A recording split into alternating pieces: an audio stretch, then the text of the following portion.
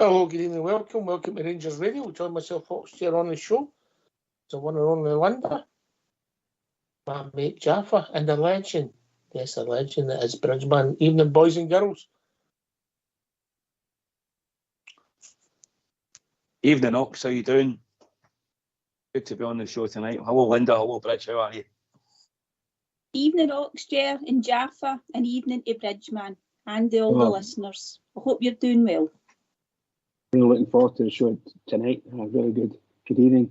Can I just say to Jaffa and Linda, thank you for going to carry me through this show tonight. And to all the Rangers fans listening in all over the world, good evening. Welcome to Rangers Radio. How are you, Bridge? I'm very well, thank you very much, Oxford. Very well. How are you, Jaffa? I've recovered after last night. What were you up to last night? I saw it Wednesday night. It was a long game. Doing great, Ox. Doing great. Thanks very much, pal. What about yourself? All right, mate. All right. How's Linda? Yeah, very well, Ox. I've just been online signing up for some samba classes, so we'll see how they go. Okay. I'm no one for telling stories, as you well know. Oh, God. Yeah. Just picture the scene. My phone rang this afternoon, Jaffa, and it was Fox. Yeah. I said, how are you doing, Fox? Good to hear from you, mate. Blah, blah, blah. The usual, yeah. I said, I've just signed that Brazilian, and he Googled Brazilians. Well, that was it, mate. He said, I'll phone you back in 2 minutes, and the rest is history. But anyway, enough about that. A big day for the club, Jaffa, eh? Massive, Ox, aye. Especially in recent times, he's a huge signing financially. I know Michael Beale was trying to quash the money the other night there, but ultimately we've pursued him.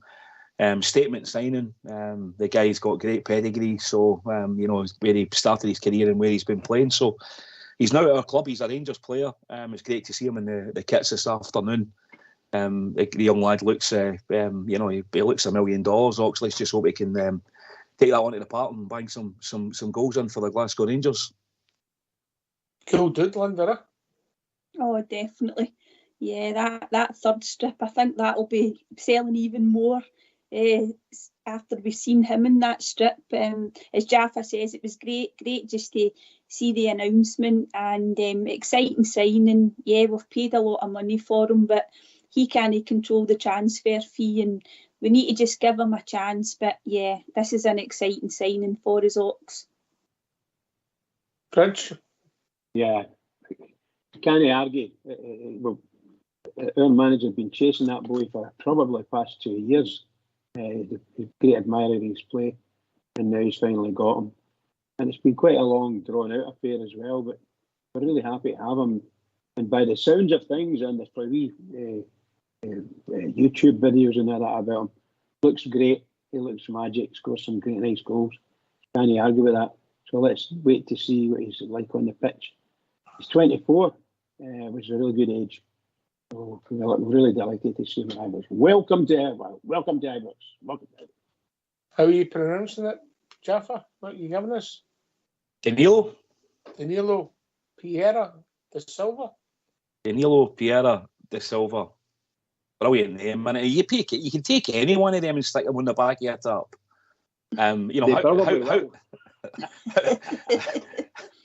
How that'll look in Johnston or Barhead or something like that. Jumping up and down. That'll take you back, Bridge, a bit. Da Silva. Da Silva. Da Silva. Very good. Or was it more like Da Coppers, Bridge? Da Coppers, aye. If you were lucky. Aye, speaking of that, I was down at your area today. Apsley Street, is it Apsley Street you live? Yes. I was down in the bottom, actually at the junction of the Barton Road. Yes. My God, that's a busy place. Wow. Yes. Busy place. Yes. Linda, big day. We have been linked to him since the season finished. And it's over the line, it's done. And most of the players we seem to be linked to has came to fruition, yeah? Yeah, I would say Most so. of them. Yeah, I think so. I mean, as you've always said, there would have been a list of players, and I don't remember too many others, being linked with so strongly in terms of the players that we've already signed. So hopefully it looks as if he's got his near enough first picks in terms of within our budget anyway. And the other ones that he brought in early doors, it was all the sort of freedom of contract players as well. Maybe less negotiations involved in them. But quite exciting. I mean, he seemed to want Dessers and also Danilo. They were the two kind of biggies. And we might have another one on its way next week as well with Cifuentes, and then maybe that will be that. I think if we could do that, Ox, we'd all be very happy, wouldn't we? And it would be really a probably 10 out of 10 summer transfer window. How are you pronouncing that, the Ecuadorian lad? Cifuentes. Right, fair enough. I'm just wondering. Jaffa might correct me. No. I thought that was very good, Linda. Jaffa. Thanks, Ox. I'm going with Cifuentes as well. Cifuentes. All right, okay. Jose Cifuentes. All right. Oh, Cifuentes and Danilo do me. Too many words. Too many words. I think Danilo should just call Da. Don't call him Don't Danny. Don't call him Danny. The time the club wouldn't like that. We wouldn't have been off letters in the back of the strip.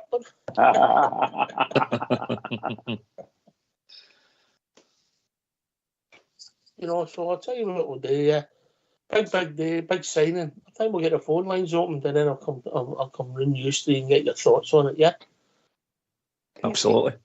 All right. Let's hear from you. Why don't you give us a call on 0141 356 1972.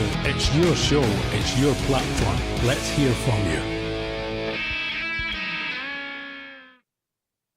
Am I boring somebody? Did you hear that? It was. Something like yawn. Not guilty. Not guilty. Not guilty. Sorry, that was me. That was me running there. I apologise. I think that's what you call being COT, Bridgeman, eh? Yeah, tell us about COT then. What is that? You caught it. Oh, just caught it. That's cool.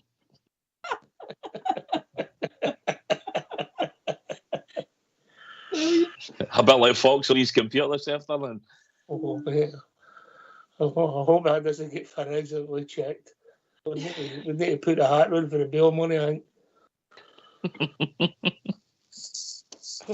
But aye, great to get people's thoughts on what they think of Danilo coming in. It's a big signing for us. I'm going to ask you this question. Right, how do we get all these players on the park? Jaffa, then Linda, then the Bridge. Well, that's the tricky bit, isn't it, Ox? How we're going to play? Is it a straight two up the front? As far as it Dessers and Danilo, the kind of big guy, wee guy combination, are we moving to a two? By the pre-season friendlies, it would kind of indicate that he's definitely thinking of that. I'm not so sure he'll get away with that in Europe. Obviously Lammers is probably, I would say, Ox, out of the guys that have joined, the one who's probably in pre-season actually looked. He's really looked good, and he's shown up. But obviously there's other players there that have joined as well. We've got Kieran Dowell. We've got a midfield choking with Cantwell and Raskin. There's a whole variety of them. And that is going to be the tricky bit, how he's going to get them all onto the park. Ox, I don't know what his formation is going to be. I don't think any of us do at this stage. Apparently tomorrow's game is going to give us an indication as to what the team will really look like, and that's his words. That's what Michael Beale said. I think after the Olympiacos game, that the game at the weekend would be the first game that would actually look something like the way his team's going to start. So I take it all you can read into that then is that the pre-season friendlies have exactly been that. They've been pre-season friendlies and just been a matter of getting fitness and legs, time into the guys' legs. I've no problem with that. I've no problem with that. That's what it's all about. But we could use a step for a hint before people turn up and pay their hard-earned cash to watch it. Agreed. You know? Agreed. You know, that's another subject. Linda, look, Dessers, the real. I mean, they look as if they're coming in. They're both number 9s. Is that fair? One's number 9 and one's number 99. So. There's a few jokes in there, Ox, but we better no bother.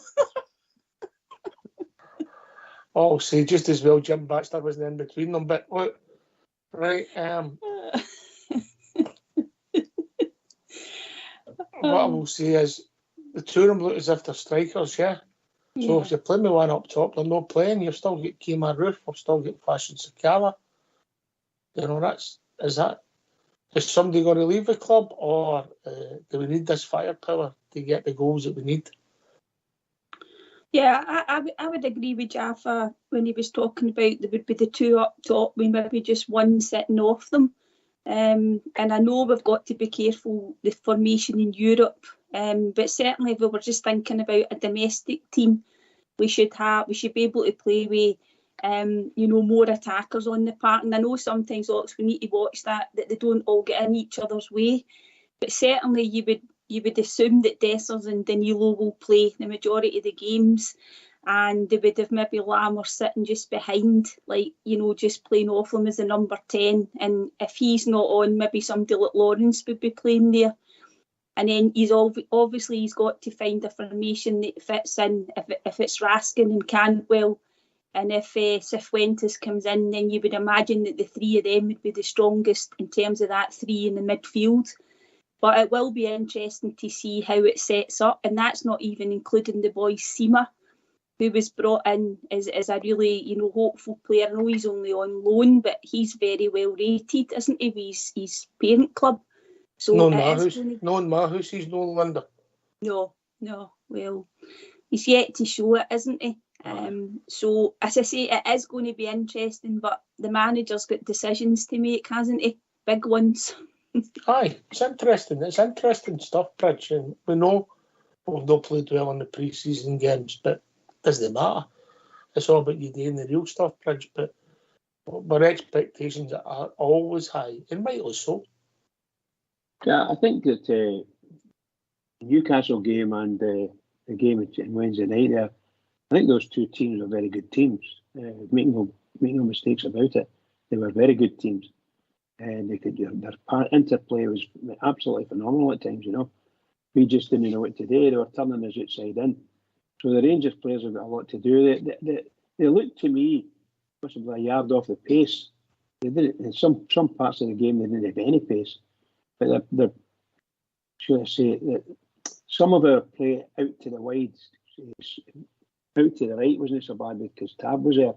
But out to the left, I'm sorry, but Borna wasn't at the game at all in reality. So we've got some things that the manager's got to work on. We're going to retain Borna skills because it just didn't look as if he was showing it. But I take my hat off to all the guys that tried. There's no doubt about it. It was very, very good to see the players getting tore in when they did get tore in. But at the end of the day, 3 absolute blunders by our midfield / defence, and it's 3 goals against us. Simple as that. Mm-hmm.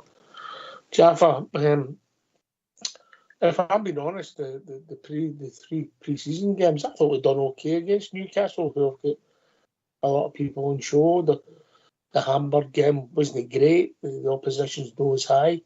We should have scored more goals and didn't. And I understand that Olympiacos they could have won the Greek League if it went their way the last couple of games of the season. So they're obviously not a bad side. I get that. I'm not interested in the other teams. I'm interested in us. And our ball retention was poor, and our shape, to me, left a lot to be desired. It did, Ox, aye. If you take the game just against the Olympiacos in isolation, I mean, we were rotten. We were red rotten. For back to front in the middle of the park, we just didn't get in, and we weren't in the game. There was hardly any chances. We hardly created any chances, and what we did, we didn't take them. But we were overrun in midfield and overrun in the defence, and Ben Davies looked quite shaky. As Bridge was saying there, Borna Barisic was caught umpteen times out of position.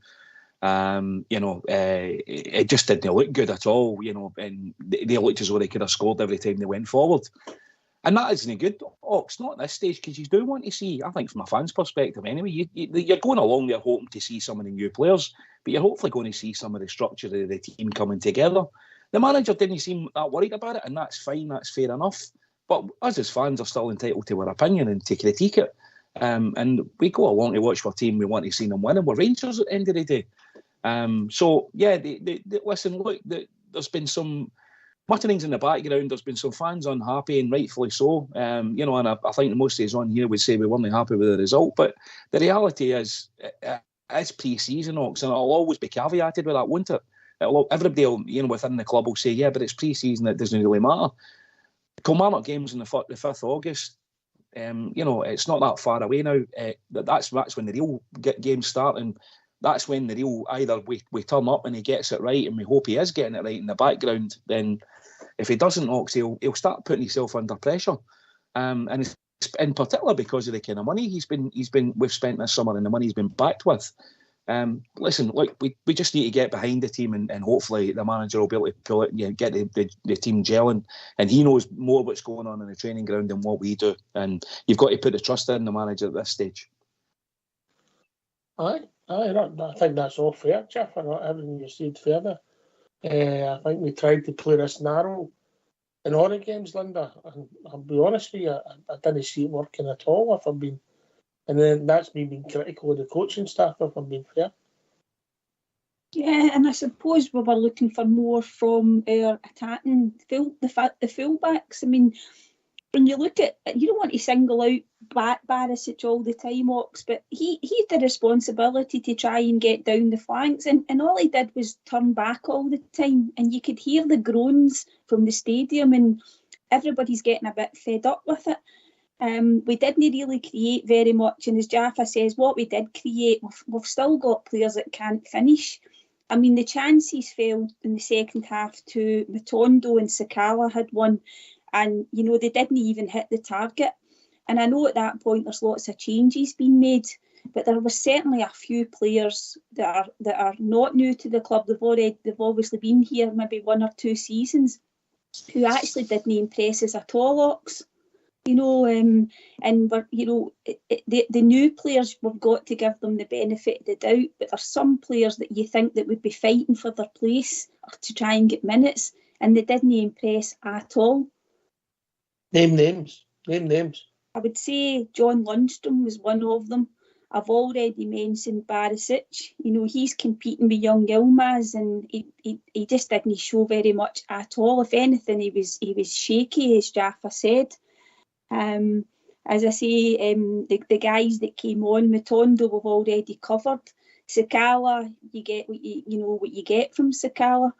But John Lundstrom just didn't look interested to me. Gave the ball away 3 or 4 times when he came on. There's something not quite right there, I don't think, Ox, with Lundstrom.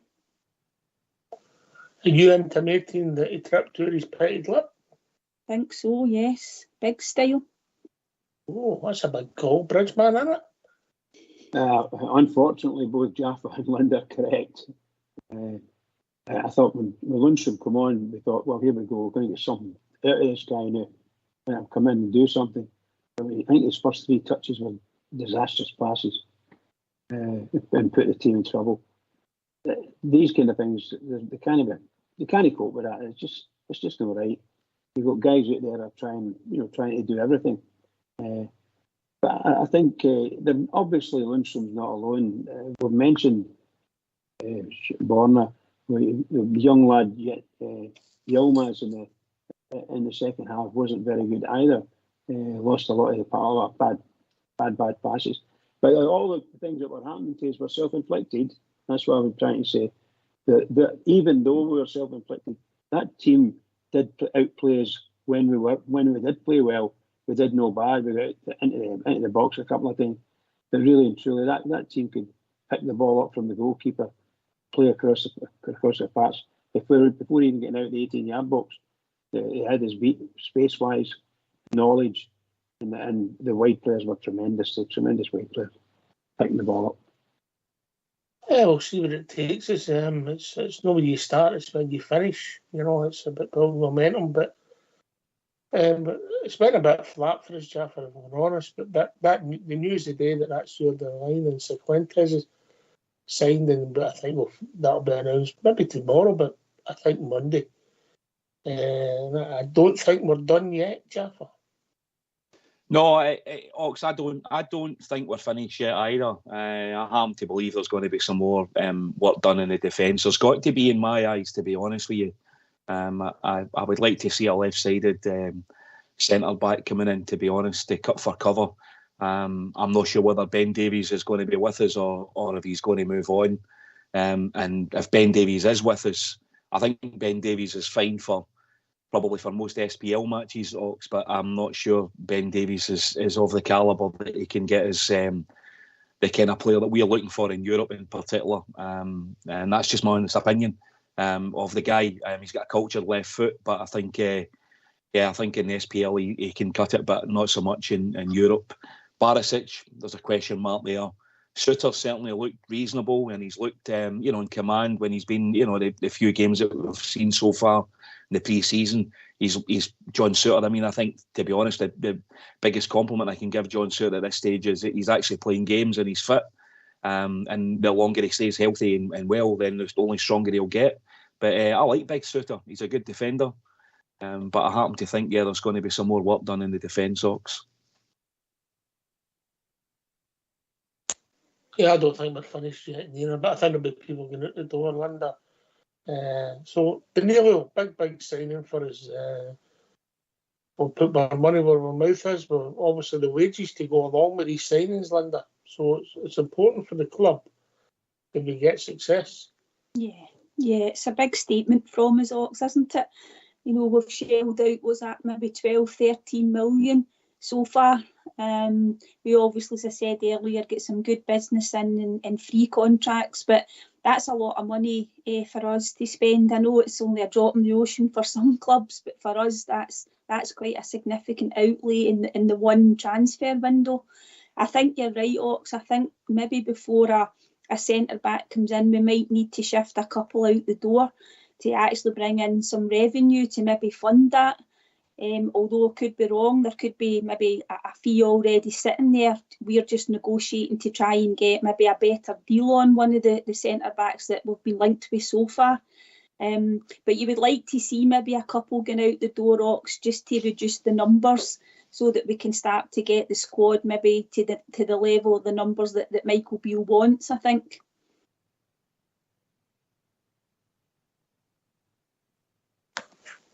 Who would it be if it was Linda and you had to get two players out the door? Who would it be, Linda? Well, obviously, Glenn Kamara kind of speaks for itself. Yeah, I think that's a kind of given. Mm-hmm.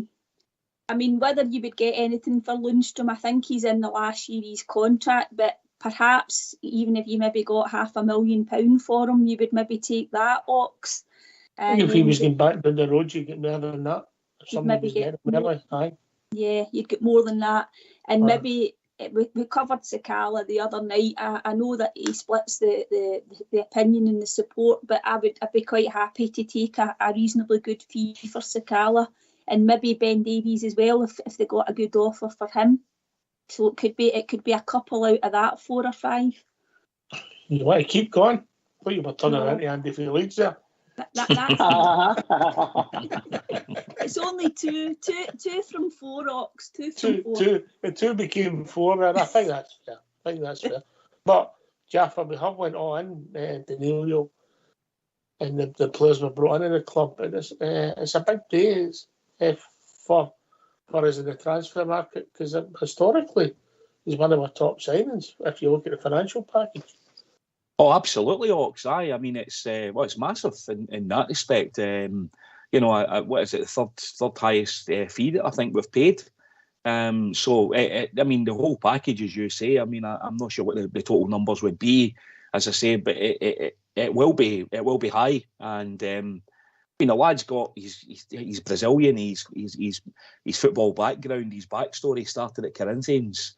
You know, he's got great pedigree, Ox, to go with it.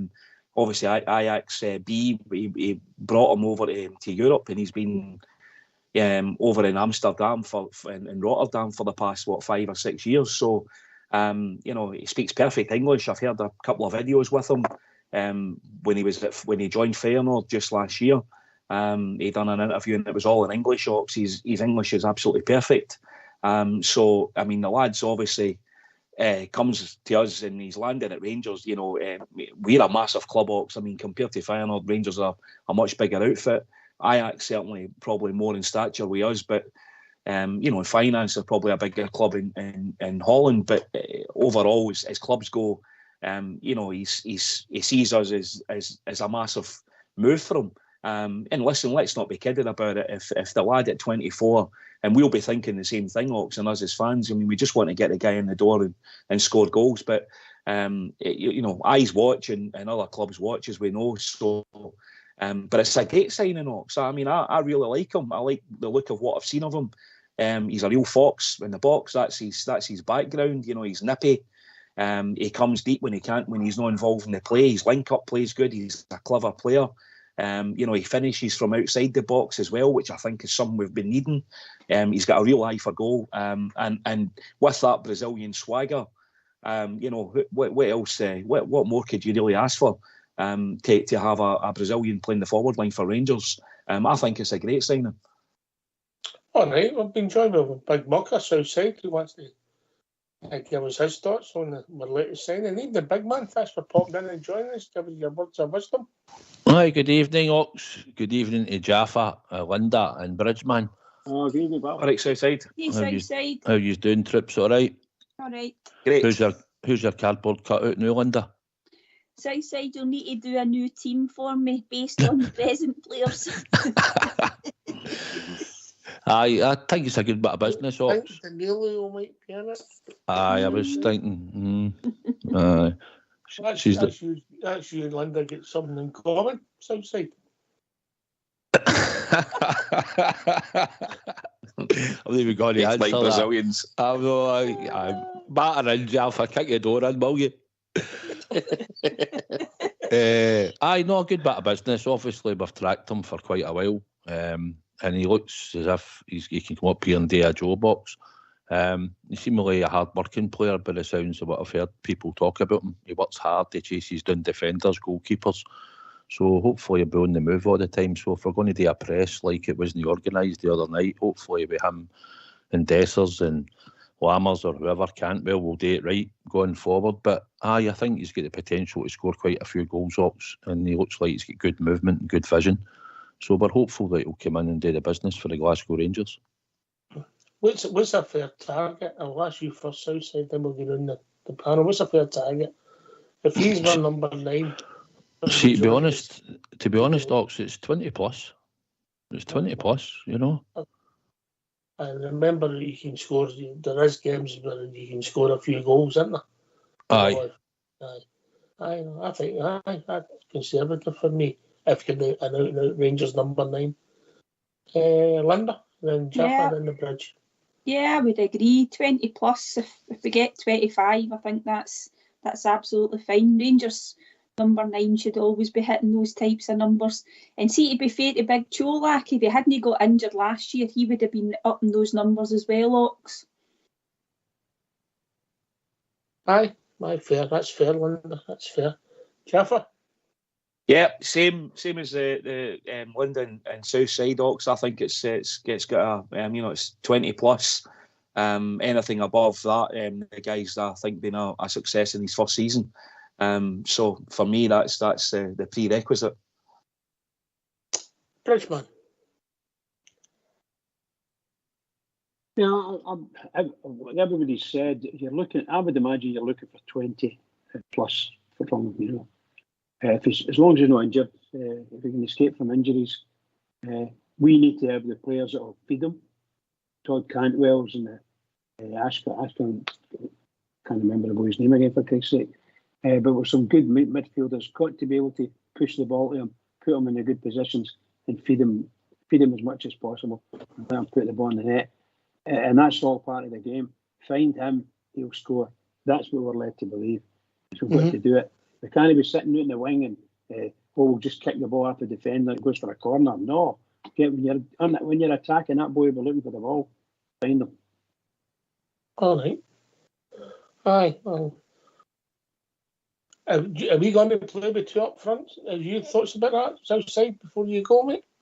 Looking at the way he changed the formation during the week, because he played like the 1 and the 2, and then he played a box in the middle of the park. But the way he played it, I'm hoping he'll play 2 up front. Aye, probably even 3 at times. There's no reason why we can't play 3 up front, especially Ibrox. I'm expecting all attack for like 6 of them. No, 3 up front and the 3 behind. When we're at home at Ibrox, it should just be all attack, so. But aye, in other games you might be going away, maybe Tynecastle or something, you might go to Aberdeen. I still think we could play 2 up front, no problem. Cheers, mate. Good to hear from you, Biggin. Aye, good to hear from you all, and hopefully we'll have a promising season there. Aye, I'm sure we'll hear from you the next few days, mate. And just before you go, are you happy with it? And you're signing?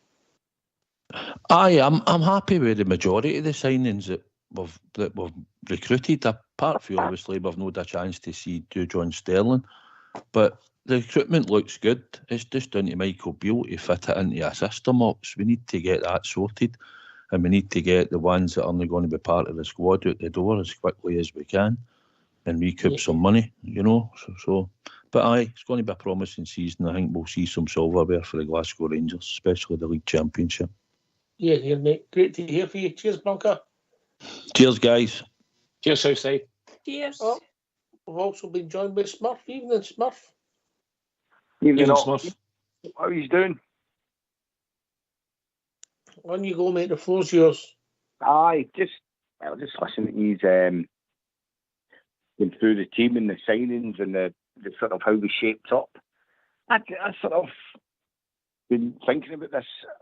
When we play this next game, and obviously he's come out and he said the personnel that it takes, the squad will be reduced, and it'll be more like his squad going forward, and the team that he starts with is going to be, or the players that are involved are going to more or less look at how he's going to go. But I can't see how he's played all these games. A 4-3-3, the top 3, like two inverted wingers, if you like, or 2 sort of old-fashioned sort of inside forwards, if you like, and then deviate for that. And the whole of that game against Olympiacos, where they were getting done in with balls getting played, diag balls played out to the wings. That their right back, that Brazilian boy.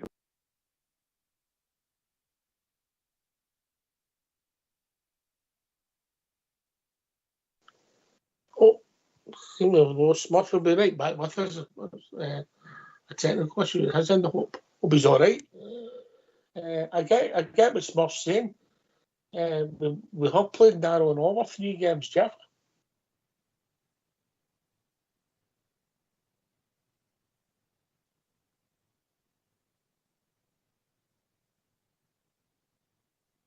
I agree with you there, but we definitely did play narrow. Very, very, very, very much, very few passes out to the wing, and it sometimes was not there to get the ball anyway.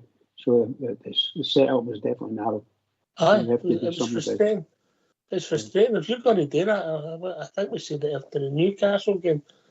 What's it, Jeff? That if you do that, yes, you gain some space and some opportunities to decent sides. We've seen that against Olympiacos. Even though the goals, you couldn't say came for startling play. They were howling errors, but the pattern of the game, but keep too much away, Jeff. It's the space you're giving up, Ox. It's that. It's especially when they break the lines or they break your press, which inevitably Olympiacos were doing. It was a high press on us, and Newcastle were doing the same. And to a degree, so were Hamburg in the second half when they got a foothold in the game. I can't remember the fella's name that was playing left midfield for them, but he was absolutely brilliant. And Rangers should be keeping their eye on him. The lad that scored the free kick for them right at the end. I thought he shone in the game for Hamburg. But you're right, Ox. With that tactic, that corridor style, as they sometimes describe it as, style of play, you're giving up so much space, in particular at the back and in the midfield. And I've yet to see what good is it you're getting out of it, because we have not managed to turn that bit of it into the forward line, where our high press is basically holding back the opposition's back four or back six, because we haven't done that in any of those 3 games for a sustained period of time. So, as I said, I'm not sure what his tactic's going to be moving forward, if that is what we're going to play, or if it's going to be one set up or tweaks, or as he calls it, he often describes it, for certain games, whether he's playing in Europe or whether he's playing in the SPL. So only time will tell, Ox. Tomorrow, as I said earlier on, that's what he said in the interview after the Olympiacos game. Tomorrow's game against Hoffenheim will look more like the team that's going to take the park against Kilmarnock on the 5th of August. So I take it tomorrow. I don't know about you, but I suggest right now it's probably not going to be much change from the style of play that we've seen in the last 3 games.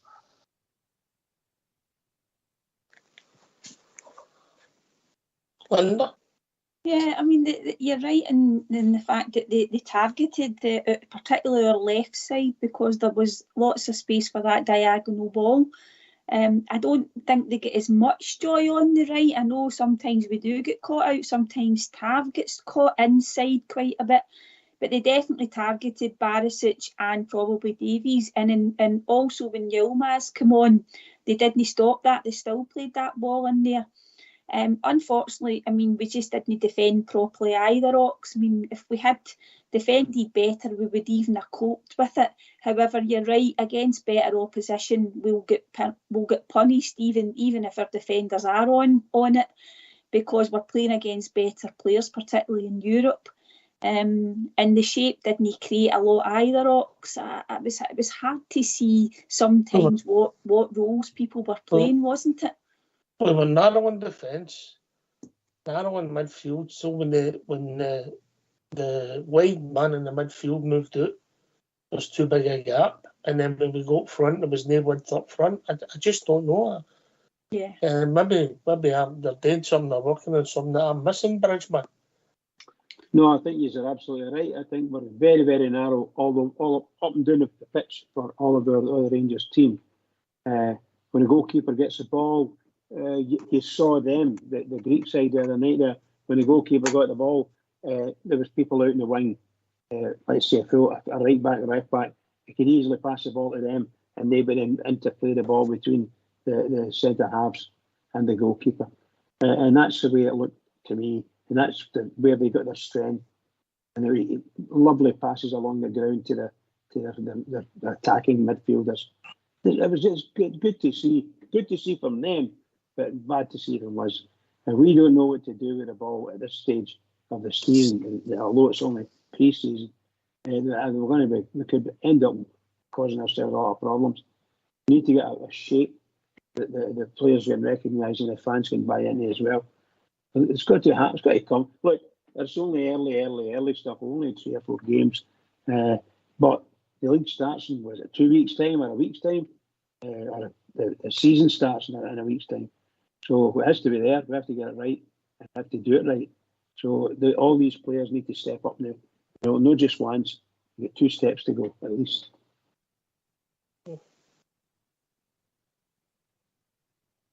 Aye, so we'll see what it takes us. But that's my take on the pre-season. Narrow. And I've not enjoyed watching it, if I'm being honest, Jaffa. No, Ox, I likewise, exactly the same. And I've spoke to a few other people about it. Some mates and stuff like that. That were at all of the games. And the one thing as well, I would say, it's the for me anyway, Ox. The thing that and without trying to put a dampener on the whole Danilo situation and the hype that's going on at the club today, it's the tempo that's worried me more than anything else.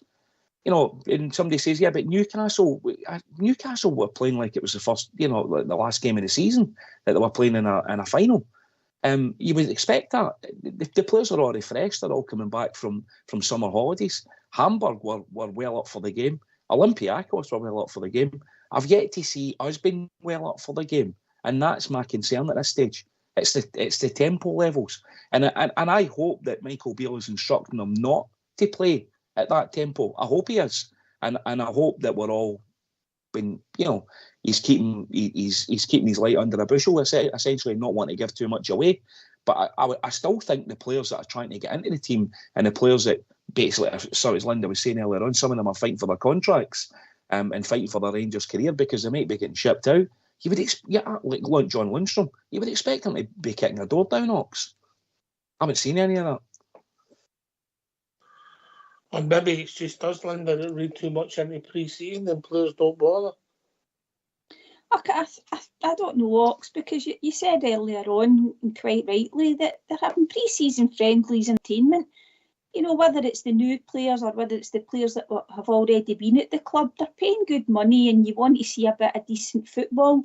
But I wondered if, Jaffa's talking about the tempo, and I know Michael Beale said that, they've done a lot of running and they've done a lot of hard training, and I think we all thought they weren't fit enough last year, and we thought that they would have a much tougher pre-season this year.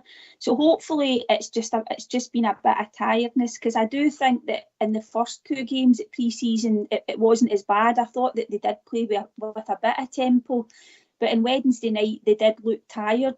Not a lot of energy. So hopefully that's just the result of all the hard work that they've been putting in, and we'll start to see the benefits of that, because they need to be ready to go a week and next weekend, don't they? Chaff, I go back to you. Danielio's come in today. Best of luck. Hopefully a rip-roaring success for your club. Are we going to play with two number 9s? The question I asked south side, mate? Because where does him and Dessers play, mate? Well, Ox, I mean, you're not spending that kind of money not playing the two of them up front. I don't think either of the two of them have come in as, to shadow or be a backup on the kind of money we've spent on both of them. The money for our club, essentially, Ox, the level we're at, and the SPFL. I think we're playing two number 9s, Ox. I'm sure of it. And that incidentally brings another question, because we've been playing Lammers right behind in all three matches, and I don't know what another thing that I've noticed that Todd Cantwell's not been, because that was a role that he picked up in the 6 months that he was here since February. I've noticed that he's not been as much involved, Ox, in the forward line and the kind of all the good stuff that he can do when he's breaking the lines. So again, give the manager the credit. I give him a bit of time. Maybe he's trying different things out. It certainly would be the time to do that in pre-season. But I've noticed Todd Cantwell been a slightly deeper role, and I'm not sure he's that comfortable in it, Ox, because I've noticed a few of the games he's been getting caught in the ball quite often. He's been poor, if I'm being honest. He's not been great in the pre-season games. Yep. Yeah. Agreed. He's not been great. But he's not alone. Right, okay. So we're away in an argument in Germany. It'll be interesting to see how we line up, Bridger. Well, he's got to change it, because he can't go out with the same team for the other night. It would just be mental to do that. So he's got to change it and get it closer. Massive changes, but I don't see.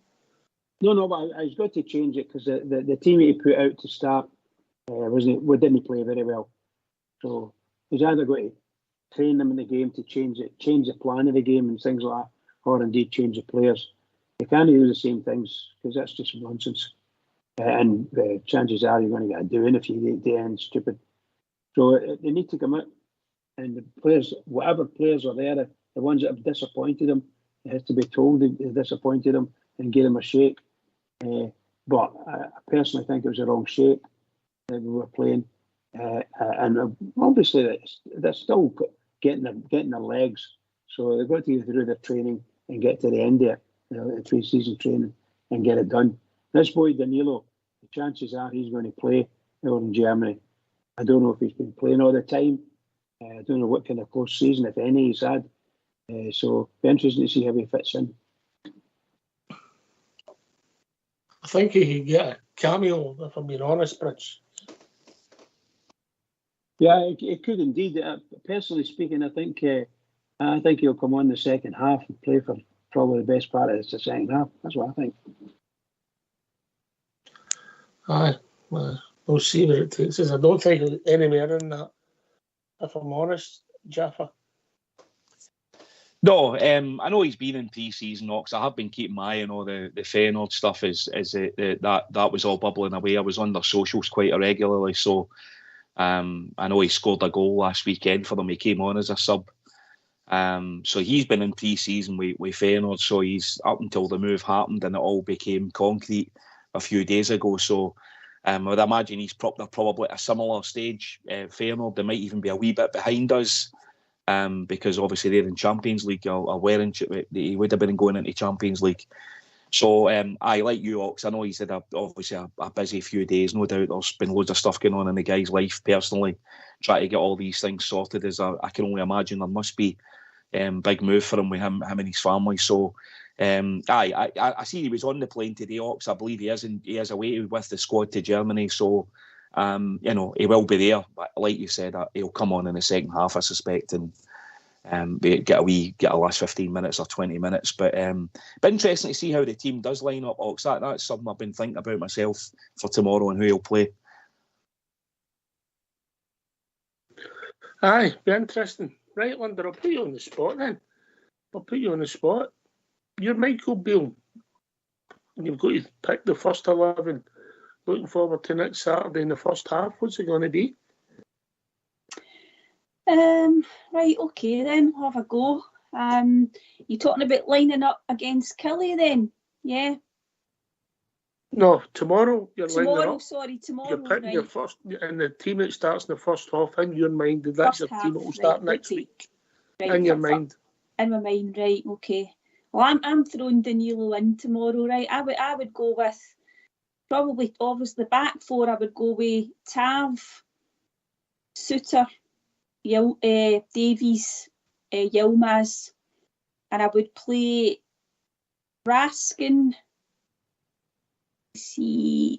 Jack and Cantwell, and then I would play Lammers just behind Dessers and Danilo. And that's your team for next week? With an eye on next week. The only change that might be for even thinking about next week, but obviously he won't play tomorrow, is Connor Golson coming in, and I would have Golson and Suter as my two centre-backs next week. Do you think Connor Golson's coming in without playing any football? There's a possibility. They've done it before. I don't... Well, he's not played. When's he last played? I know, Ox. So let's just discount him then. Discount him. He's Connor Golston. He's no Oxford, you know what I mean?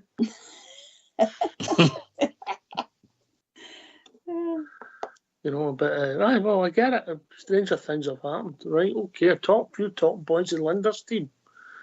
Ben Davis, Ryan Jack, Newman right in there, Jaffa. Yep. Yeah, I wasn't far away from that as far as team goes. The only thing that I had was a bit of change in the back, the centre of the defence. I had Balogun in there instead of Davies. I had Suter and Balogun. Is that what you're thinking of, Ben Davis, rather than bringing Leon back in? Is that what's your rationale there, Jaffa? Yeah.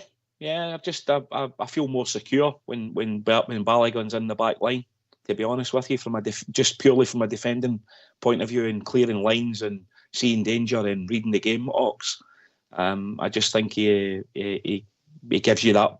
He gives you more security in the back line, and I think alongside Suter and how well Golson's out, I think we could be doing with that. So just two natural defenders with Ridvan and Tav either side of them. That was my four at the back.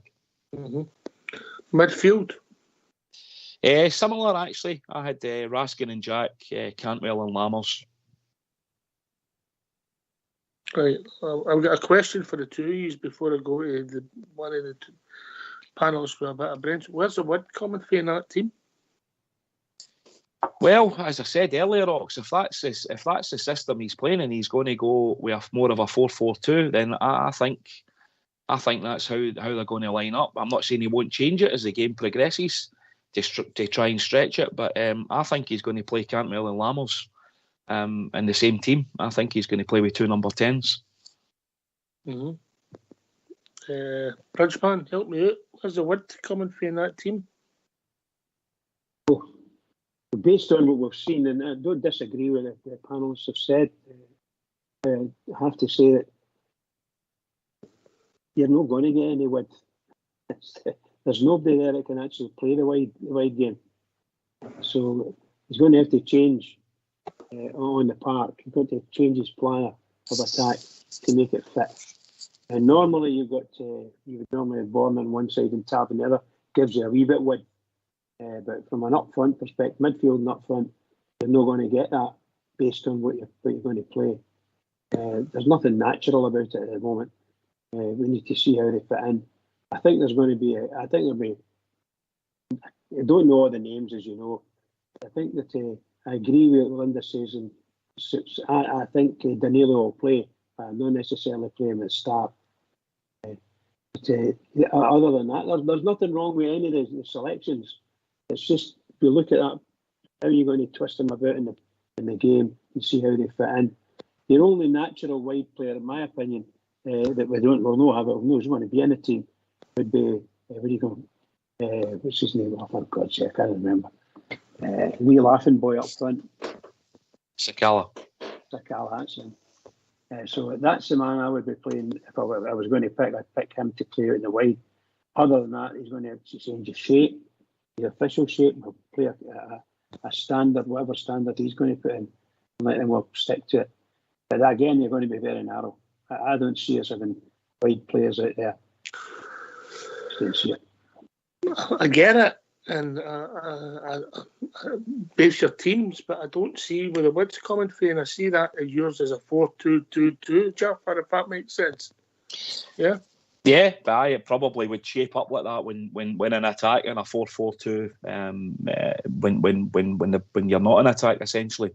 I agree with you, Ox. I mean, so when you're attacking, if you've got the ball and you're playing a team with similar standard team, and you're playing it left and right and bringing it back in, how do your two centre midfielders cover that ground?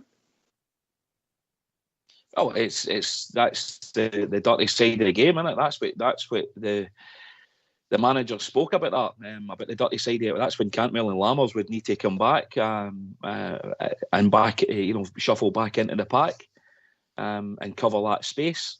Right, so they're no number 10s then. Well, not at that point. They're not. No, when they've not get the ball, they wouldn't be number 10s. They would probably be more number 8s. But when you're in attack and try to get up the other end of the park and playing the high press, I can see Cantwell and Lammers sitting in that number 10 role. I know you're good, mate, but help me out with this one. How can you be in two places at once? Well, the ball's never in two places at once, is it? No, I know. The ball's only either it's in one bit at the time. So that's about reading of the game and understanding the game and knowing your opposition. Obviously, that would change depending who you're playing, Ox. Mm-hmm. I'm not saying that we play that against, if we're playing in Europe, if we're playing Genk or anything like that away. I'm not for a minute saying that we play that formation, but definitely against Kilmarnock, I could see them playing that type of formation. They would for me, Linda. Are you not getting any win from your fullbacks in that setup at all then, Ox? So with that setup, you play the fullbacks come forward, you put it to the attack, the opposition, put it behind the fullbacks, and what do you do? Yeah. Your midfielders are having to go back and you've no midfield. Mm-hmm. What I'm saying is the system's flawed. Yeah. How would you set it up, do you think, with the players we're too narrow. We're too narrow and we're 4-3-3. That's the flaw. If you play a 4-3-3, the three guys have got to sit in a line and shuffle and move.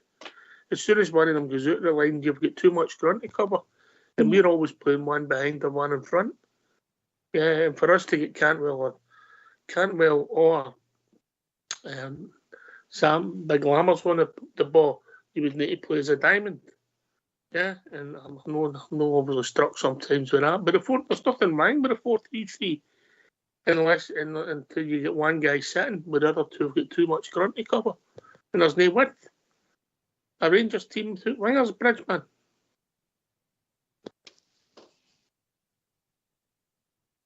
Well, it's going to look kind of strange if we don't have anybody away. And yeah, a Rangers team without wingers is going to be extremely strange for the fans to take in. You've got to have someone. It's going to be really interesting to see what they're going to do. And none of us can see it. No matter what we look and we talk, we just can't see what he's going to do. He's got probably the best. He's bought in 9 players, or he's buying in 9 players, and we're probably only named about 3 or 4 of them. You know, I'm not talking about Cantwell and Rashkin. They're historic stuff now. But really and truly, got all these players that he's bought in, and you don't know where they're going to play. And the boy Lawrence is coming back, and so on and so forth. I don't know if the boy don't hang your hat on Tom Lawrence, but well, I'm not going to hang my hat on anybody. All I'm saying is we know so much, we know so little about these players that we don't actually know where their preference of playing is. The boy Seema that we spoke about earlier on, nice to look at, nice with the boy's feet, but he's not centre forward. He's not striker, shall we say? And that's for sure. So I don't know where you're going to get all the goals that you need. You don't have the right person in the right place. So the thing is, if you're going to bring Danilo in, I would play Danilo and Seema. But then what are you going to do with Dessers? And so on and so forth. All these questions are going to be thrown up. And obviously the only person who can ask that or answer these questions is the manager. The only one. It's interesting. I want to get Danilo on the park. Jaffa, I don't think you're far away with what you're saying, but I'm just giving you my opinion on it, mate. No, absolutely, Ox. No, I see I see your point entirely. You know, there isn't a natural winger on the park, but I'm only looking at the personnel that we've bought, Ox. I mean, we haven't even Kieran Dowell's name's not even been mentioned tonight. We haven't spoken about Kieran Dowell, who he's brought in from Norwich, and I have to say, again in the pre-season games, the big fella. I mean, I'm not saying he's knocked any walls down, but his ball retention's decent. He takes the ball in tight. He can turn. He can move about in tight spaces. You know, he does have some qualities. I can see why we've brought him in. But out of all the people that we've brought in and existing, what we've, I know we've got Seema on loan, and there's even some debate whether Seema's an out-and-out winger anyway. You know, he tends to want to play, or he classifies himself more as a forward player, which a lot of them do nowadays. So I'm only going on the base. I'm only giving you a team based on what I think the personnel and who he's bought, Ox, and the players and the positions that those players play. And right at this moment in time, we've not went out and spent £6 million on a Ryan Kent replacement, for example. We haven't done that. So he must be changing tactics. He must be changing the way he sees playing. This fluid system that he talks about on occasions, you know, where the Lammers up front can he's got a free role like Kent was doing that in the latter part. That wasn't how Kent, when he joined us under Gerrard, initially played. He was an out-and-out left winger.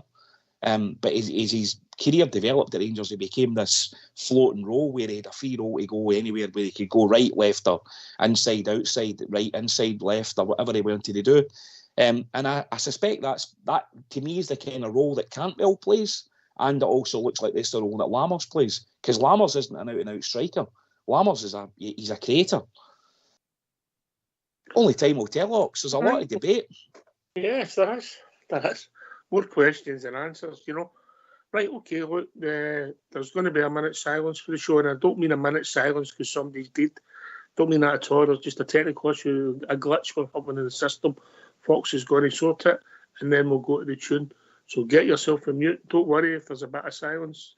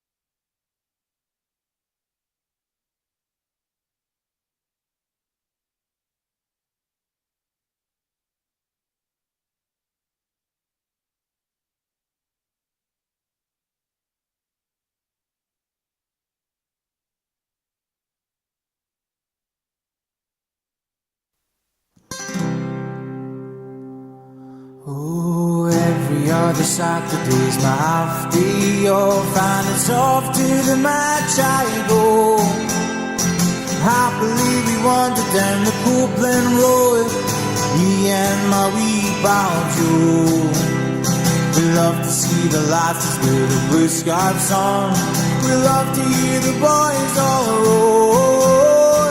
But I don't have to tell you that the best of all, we love to see the Rangers score. Me, oh my. Oh, we love to see them cry. We love to see the lasses with the blue scarves on. We love to hear the boys all roar.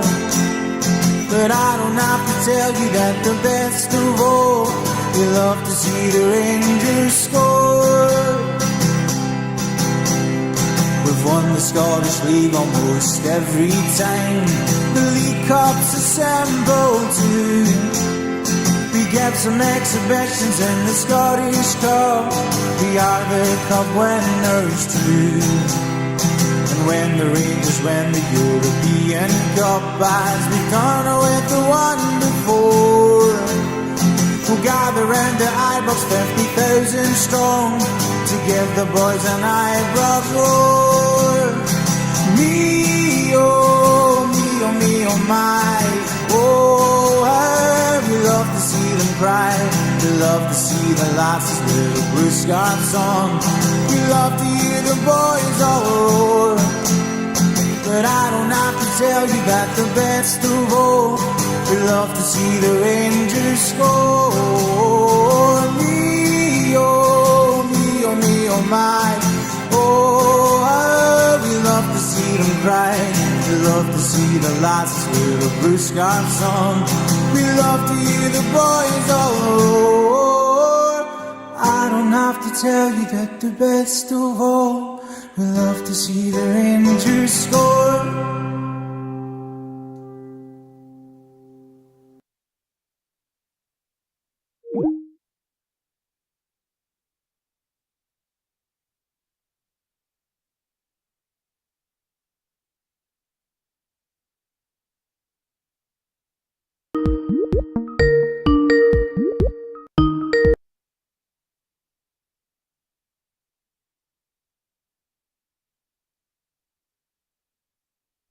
Seema looks as somebody that plays wide and cuts in for the left. That's his move. He cuts in for the left winger and has the shot. So I think they'll like to play nearer the centre forward, and that's what I see. And if our bid's only coming through our fullbacks just constantly, Stevie G played a bit like that, but he did play with guys.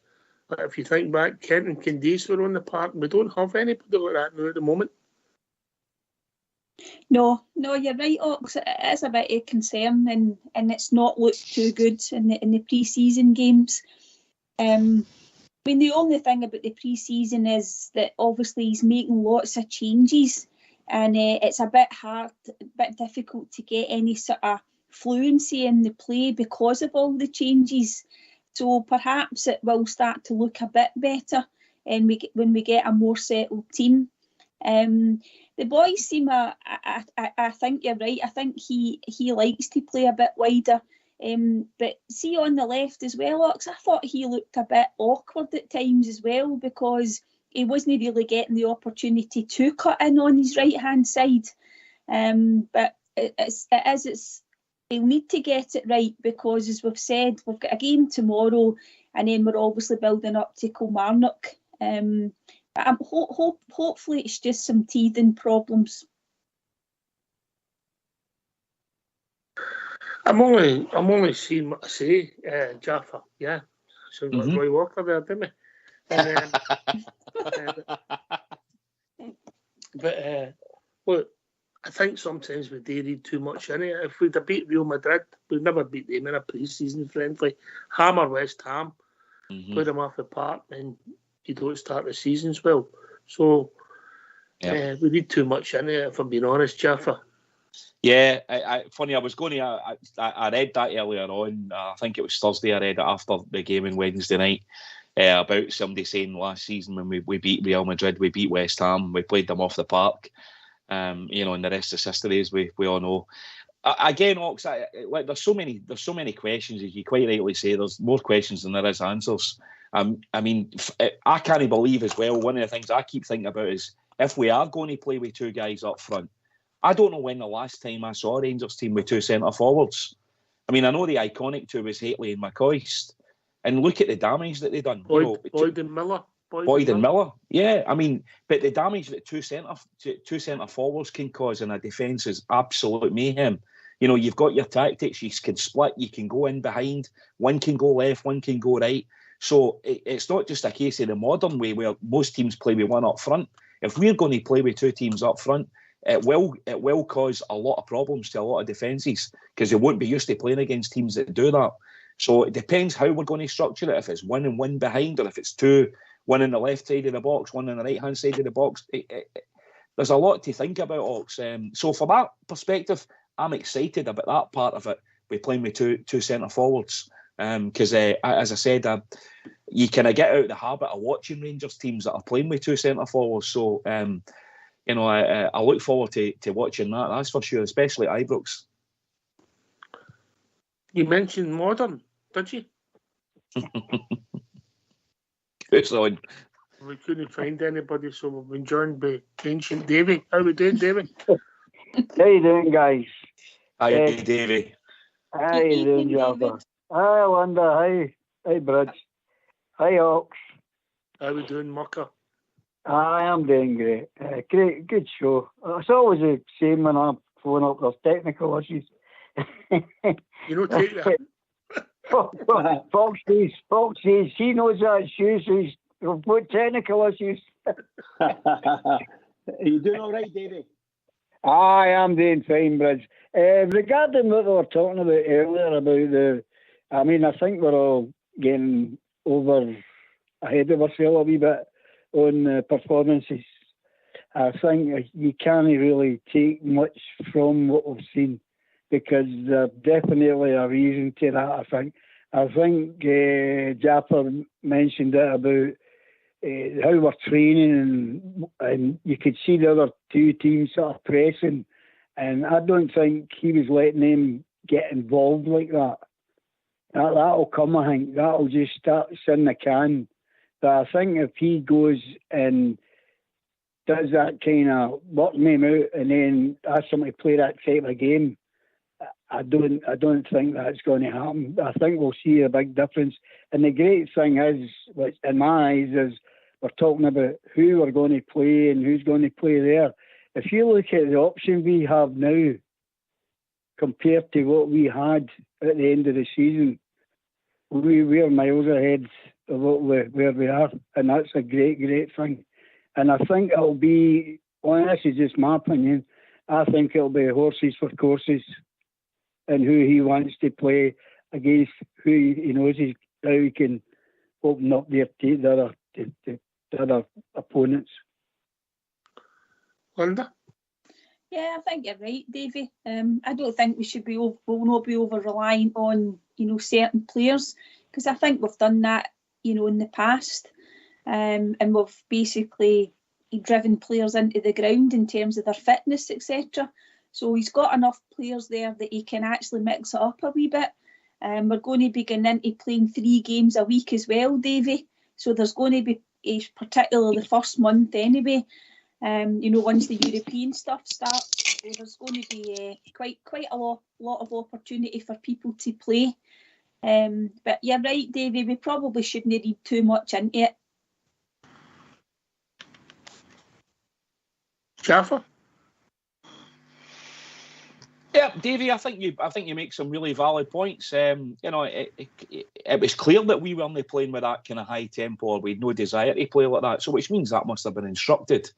But I was just making the point that there were certain other players and fans, saying that Newcastle were playing at such a high tempo, Olympiacos were playing at a high tempo. Why were we not playing at a high tempo?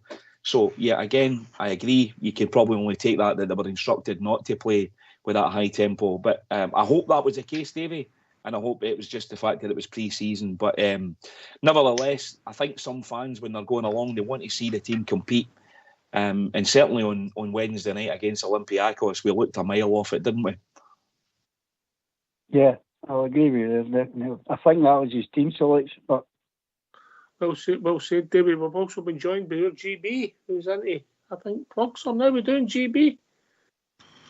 Good, mate. Thanks for having us on again to help push our wee idea that we've had. It's coming along nicely. So last bear standing, like I says, we put a wee post up on the Facebook page, just giving you kind of the details of how you can enter. And if you're having bother with it, please email rangersradio@gmail.com. And like I says, we'll get back to you if there's any problems. So far, like I says, we've had a good response, Ox. And just like I says, if there's any bears out there that are wanting to, like I says, participate in it, then these are more than welcome. And we're probably looking, Ox, I think next Wednesday after the show is going to be the kind of cut-off to get your money in and obviously your team in for next weekend's first weekend. So, all right, so if you can... For somebody that's listening the first time, it's going to be a fiver a go, yeah? And that's so that's you at the end of the competition, yeah? Yeah, so basically, IOX, it's a fiver entry. Half of that money we're looking to collect and give to charity. We've not decided what charity yet, so it will be a Rangers Radio charity, but we will let people know what that's going to be. And then the other half will be collected and it will go to the eventual winner, which hopefully is not Southside. Is there any truth? You mentioned Southside that he's took 10 shots, so he beat me. Is that he's tried to, Ox, but I've explained the rules to him. You can only enter once, so that's part of the rules, mate. I heard that. One buy-in. I heard that the big Stevie that he'd bought 10 shots. But right, listen. So you take a shot. You pick. So the first week you have to pick a team. Yeah. Yep. And if it's that, so for talking sakes, if you do pick the famous Glasgow Rangers, you only get that one chance with Rangers. So after that, you can't pick them again. So you need to be tactic about this. If you go and you hope that you get on to the following week, then you need to start going down the table and find a team that's going to keep you alive. I know somebody that's in the call. I bet you, and I've no spoke to them about this, but I bet you they've looked at maybe 3 or 4 games in to pick their teams. Linda? How did you guess? So the dark arts are at work already, yes, Ox? Is that what you're trying to tell me? She's planned it right that week. She's looked horrified. Am I right, Linda? Oh, you're no far wrong. Right, so you pick a team, they win, what happens? So you stay alive, so you move on to the next week. The draw, unfortunately, you're out. Right. And any game it's... Carry on. Sorry. Carry on. I was going to say, any game that's postponed, Docs, it will just be that you'll continue on to the next week. So, and you'll be able to use that team that you've picked as well. So, like for talking sakes, it's I don't know, Dundee or something like that you've picked, and you want to pick them the following week because the game's been postponed. You'll be able to do that, mate. Aye. Okay. So we get to there's 2 people going for it at the end, and they both go for teams, and they don't get it up, and there's nobody left standing. What happens? All the money goes to charity. No, we start again. Do we start again? Aye, of course, mate. Aye, sorry. I was trying to be the good guy. No, we'll start again. Last bear standing. Right, okay. Right, so it's a bit of fun. There's going to be a lot of banter flying about, yeah. Especially I'll get to do if Southside beats me. He'll not let me have it done. All right. Aye, Knox. Well, hopefully, that says what the aim of the game is as well. Is we're going to make it interesting. We'll keep everybody updated how everybody's progressing as well each week. So, like I says, there'll be wee plugs like this each week that will let people know who's still in the running and how close it's getting and stuff. So, yep, all a bit of fun, help a wee bit of charity, and like I says, a wee bit of wins for somebody at the end of it. Yeah, and if people are interested, wherever to contact. Yep, so if they email the show, rangersradio@gmail.com. All right. And simple as that, Ox. And if you like says, if they're struggling, they can contact us on the social media side of it, so Facebook Messenger, etc. You know what I mean? I know there's a few people out there have already said that they don't have PayPal to enter, so if you are having bother with that, email the show and we'll find another way for you to get your money to us, all right?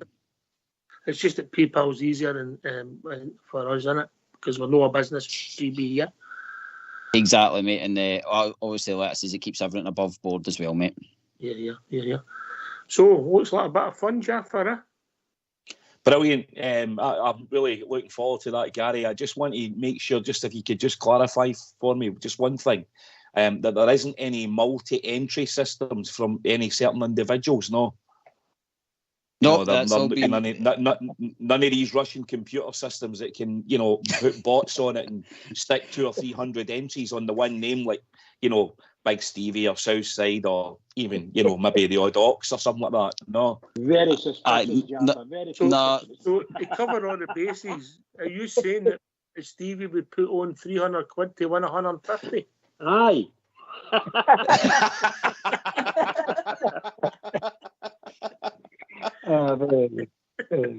Jaffa, you can be rest assured there's no anybody entered yet that's called herself Brendan and Brenda, so we're pushed it that way. I'm keeping an eye on it all. Good stuff. I'll be there, mate. I'll be my entries. I'll be coming in. It should be interesting, Linda. Okay. May the best man or woman win with no And it's open to family members as well, GB, yeah? Yep, open to everyone and anyone. Ox, it's a Rangers related thing, so aye, but anybody that wants to enter, give us your £5 and you're in it to win it. We shouldn't have done that. That means Southside and these 12 wins will have a shot each.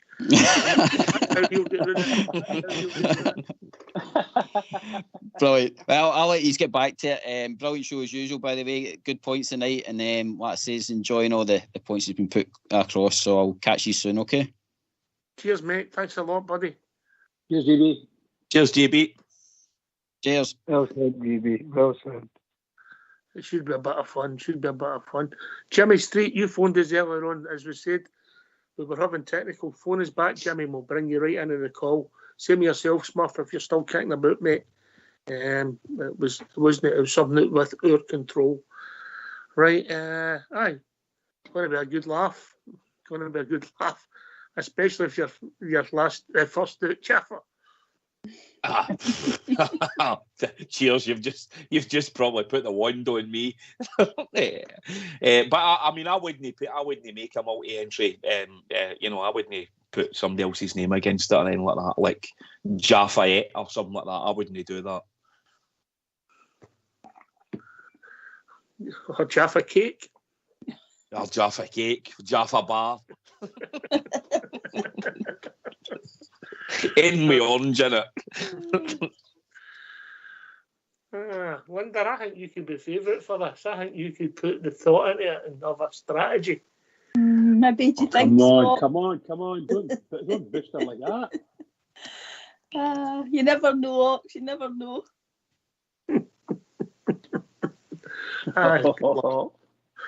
Good laugh. And fair play to GB, Jaffa, for taking the time and taking the honour. 100%, Ox, and that's a great point to just stay always. That Rangers Radio, as we often say, Ox, is a free production. We all do it for the one love of Glasgow Rangers, and we don't charge any money, and it's the best radio show in town. And for all the Rangers fans all over the world, as Bridge often says, we're here for everybody. Yeah. Some nights it's good nights all day. We doesn't phone in. Right. We're a cool man. You know I'm not. I think Jimmy's joined us now. How we doing, Jimmy? Hi, hello. It's good to have you back in the air and listening to you. It's good. I'm glad that you're back. I hope all is well. How you doing, mate? I am all right. Aye. It's just that I've seen the 3 friendlies, obviously, and went to them and watched it. That's what it is, but we've got to stick with this manager, and we've got no option, you know what I mean? Because at the end of the day, it's his job that's going to be in the line. the players that we've got and the players that we're getting nowadays, I mean, I've certainly not heard of any of them, like, you know what I mean? And they always say they're on YouTube and all this, that, and the next thing. But you're only going to see the good bits on YouTube about these players, you know what I mean? You're not going to see all the rest of it. So we just got to trust in Beale and whatever he thinks and makes a team. But certainly what we've got to do, you know, it's all right saying they're trying to get legs together, they're trying to get fitness, they're trying to get this. But I can only go with it. The Rangers never used to play friendlies. The Rangers had to win the games. It didn't matter what the game was called. The Rangers had to win it, you know. And they tried to do it in a way that they would mix it up, where you would go up north and play a team for the Highlands, where you would rattle in a few goals, and that would get the confidence up, and it would let the people that were supposed to score goals score them. You wouldn't even go against the likes of Newcastle United, that are a top team with top players. And you know, although we gave them a bit of a game, we weren't really at the races with them. Certainly in the first half we weren't at the races. Then we played a German second division team. And fair enough, it was a scrappy game. And then the last game there, they were a far better side, you know, and the penalty that we got wasn't a penalty, you know. But the players that I've seen, there's certainly none of them world beaters. You know, there's none of them that stand out. The only people that I've seen standing out has been Suter and the big black boy that we've got at centre half, who I seen last year playing for the B team at the tail end of the season. In both games, I thought he was a player. You know, certainly on a par, if no better than King. You know, so that's all that I've seen. I'm disappointed when you go and you see Lundstrom and you see Sakala and you see Barisic and you see all their players still. They're part of the problem. They're not going to be part of the solution. They're part of the reason that we've not been getting anywhere. Players with that quality and that way of playing. You know, it's just, it's not that encouraging. But as I say, we've got to give them, you've got to give them the opportunity, and you've got to see these players in competitive games. You know, and the players will tell the minute at all. You know, this guy's saying this guy for Brazil saying how he loves the Rangers and he's always wanted to go to the Rangers. It's just a joke. It's just a joke to the players. They're just looking at money and looking at the possibility of a move for the Rangers into the English Premiership or a move to somebody else. Once they've signed the contract and getting their 20 and 30 grand a week or whatever it is they're getting, they're happy. You know, they're not like us where it's a case of we've got to do this and we've got to do that. You know, and that's what Beale's got to instill into them. But I see Beale, well, I can't say what it used to be called, but it's just another name for a patter merchant. You can see how he gets the jobs, because he can talk his way into anything. When you listen to him in the press conferences, you know, you think we've done well. And in actual fact, we've either struggled or get beat. You know, and you're saying, oh, wait a minute here, am I going daft? You know? But as I say, the next month, August will tell the tale with this qualification in Europe, which will be hard, but we should do that. You know, regardless of who it is, whether it's the Belgian team or whether it's the Swiss team, Servette or Genk, we should get through with that one. You know, certainly with the first game with Ibrox, we have to put a performance in and we have to get goals. And then obviously with the Celtic coming in, we can't afford to drop points to the Celtic. No, that's a start. You're right. The start of the season is important. You can't win the league, Jimmy, but you can lose it. Oh, aye. If we get a beat, if Celtic come and get a draw, or Celtic come and get a result, then that's no good for morale and everything else, you know. And that's what the friendlies, although they say it's only a trial, it's only this. If you're winning games and scoring goals, the confidence goes up. And the strikers that are getting the goals and see the reaction of the crowd, they're getting a taste for it and getting a hunger for it. But the way it is you know, I've not seen anything like that, unfortunately. But as I say, until it's competitive football, then we'll not really know. But I'm still undecided as a manager. Like, you know, he's definitely a pattern merchant, you know. But he's not scared to hang his cell out to dry with some of his statements and some of the things. You know, he's a brave man, put it that way, because he's certainly making a rod for his own back, you know. Yeah. I think all the stuff you've said there is very fair. I think the blind dramatise because it gets a bit of revenue now. And revenue being that important because you've mentioned the amount of money wages players get. We'll only know how good these guys are. We'll be able to judge them maybe 6 weeks, 10 weeks, 12 weeks. Linda? Aye. Yeah, Jimmy's right. Remember, you're right, Jimmy, in days going by, we would maybe go up north and play a sort of lower class team and bang a few goals in. As Ox said, it's about the glamour maybe and the fact that they were all willing to come to Ibrox as well. We didn't have any travelling for those 3 games. We've obviously got travelling to Germany for tomorrow's game. But Michael Beale's been back, Jimmy, hasn't he? So he can't have any complaints about that. We've spent more money, in this transfer window than we have for a few years. So he's definitely had the backing, and it's up to him now to put out a winning team, Jimmy. Oh, definitely. I mean, the board, this guy that's took there now, I don't think he suffers fools gladly, like, you know. He went to the same school as me, the guy, but I mean, obviously, I was here a good bit before him, like, you know. But for what I've heard, if it's the same family, the Bennetts that came through in about Shafton, then, you know, they're all big blue noses, but he doesn't suffer fools gladly. He didn't get to where he is in the financial world, but without being ruthless and without being a wee bit of something about him. And hopefully he brings that into the Rangers as well. You know, we don't go through the route of just seeing what we can do and that this might happen and that might happen. If it's not happening, he has to make the changes. You know, because there's a lot of people got a lot of money invested in it, and their reputation's at stake as well now. You know, and all the commercial activities, that's all based on success. It's not based on just this will happen and that will happen, because all these people will ditch the Rangers and go with somebody else if the success doesn't follow. You know, the fans are talking about we'll build this and we'll build that, we'll fill in the corners, we'll do. The first thing we have to do is start winning and winning cups and trophies.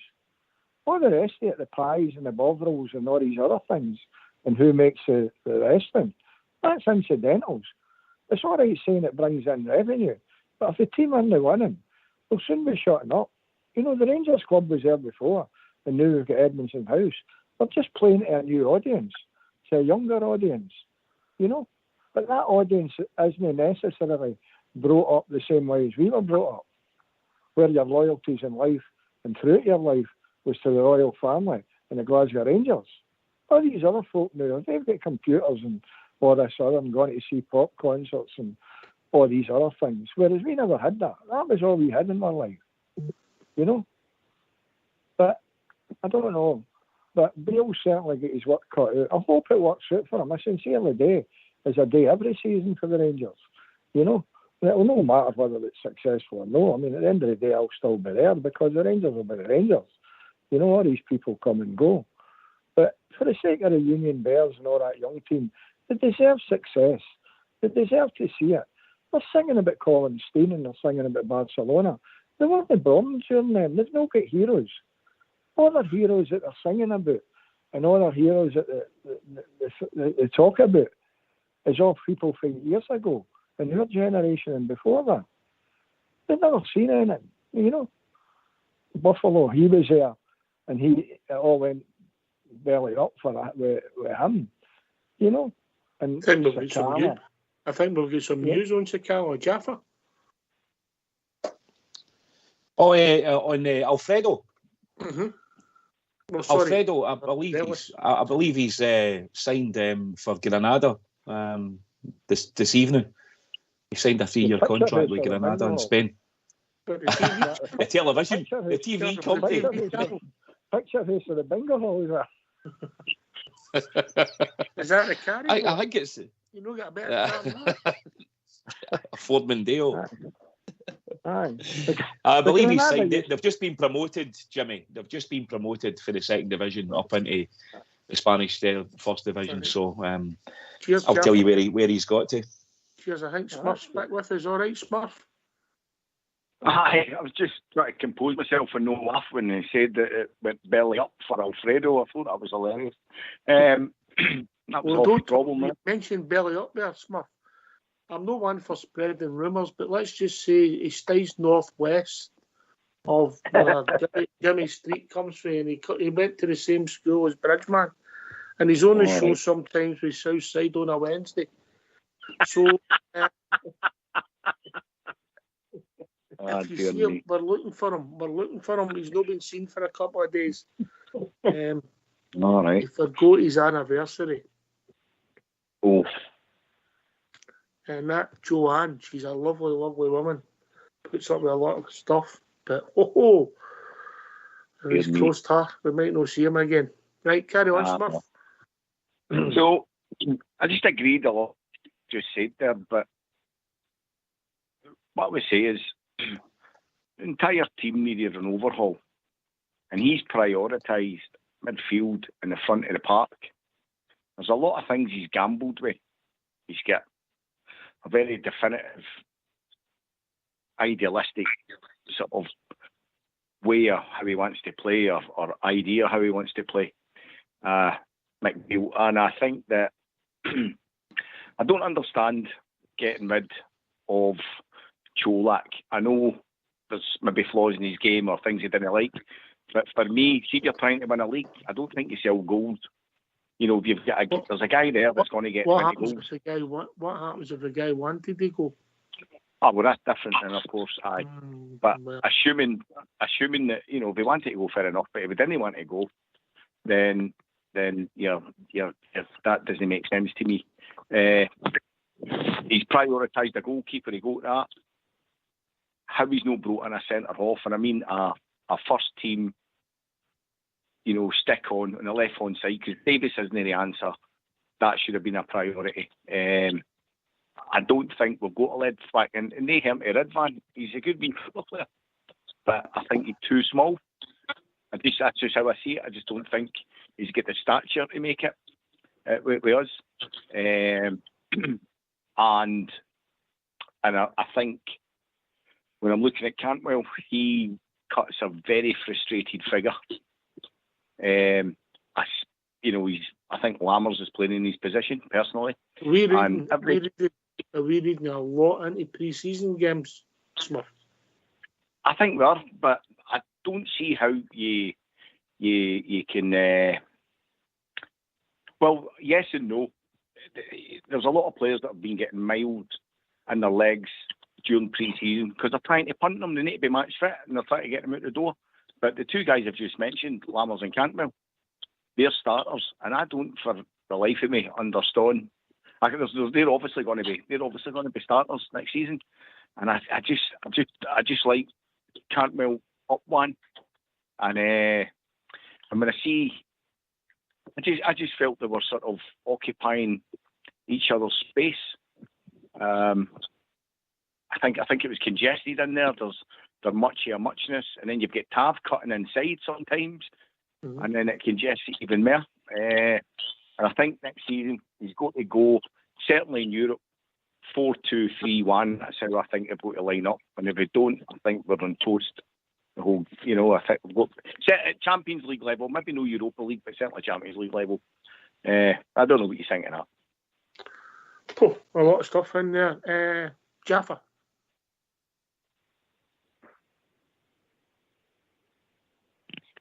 Hi, Smurf.